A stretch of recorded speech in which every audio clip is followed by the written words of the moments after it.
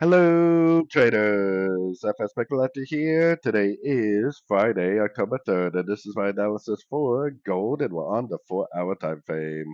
So gold has been in a huge uptrend, and I have a very hard time, at least now, recommending anything but longs in an uptrend. We are definitely still within a wave 3. We are definitely still within an uptrend on every single time frame, at least from the 4-hour time frame up. Now, the most recent structure to me is right here. If it breaks below there, then yeah, the wave three is likely over. We're likely in a big wave four correction lasting, anywhere from 10 to maybe 14 calendar days. But the whole thing is that there is no proof whatsoever that this wave three is over. There's really no reason to say that maybe it will not continue up and make brand new all-time highs.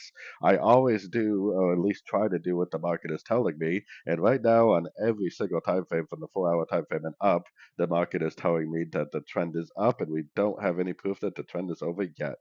Going down to the 1-hour time frame, I mean, I was looking at this as maybe already making an ABC correction right here. It definitely looks like three waves.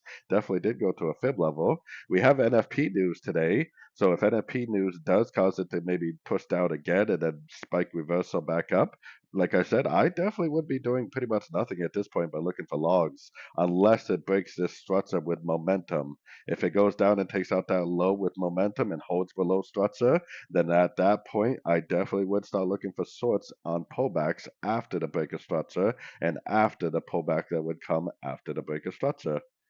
So anyways, don't forget to check out my website linked over here in the corner. And as always, thank you for watching and happy trading.